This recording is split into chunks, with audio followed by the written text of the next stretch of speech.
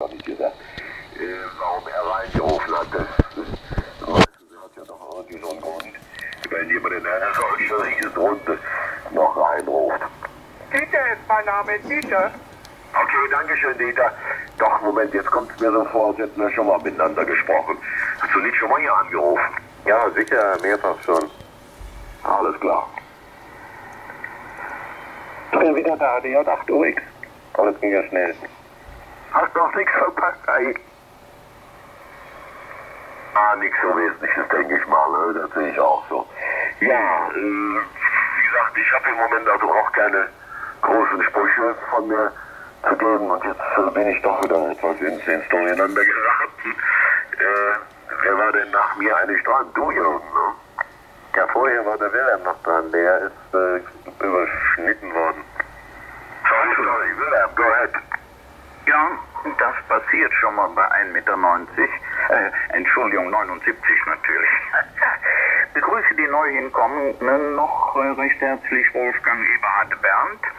Alles hier sehr gut aufzunehmen und so weiter, nicht?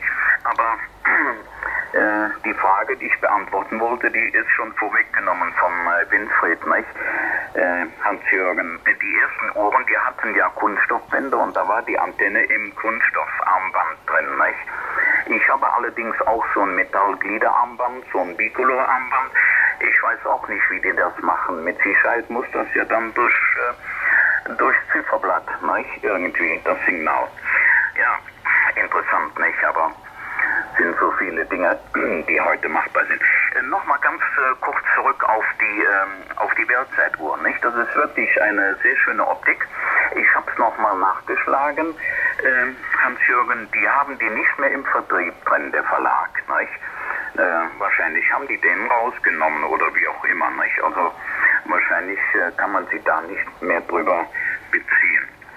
Jo, zum Wolfgang vielleicht noch, Wolfgang. Vielleicht hat der Onkel sich mal gemeldet, vielleicht kannst du mal ganz kurz drauf eingehen. Und ansonsten ist hier auch an und für sich nichts mehr, liegt nichts mehr vor und ich melde schon mal für die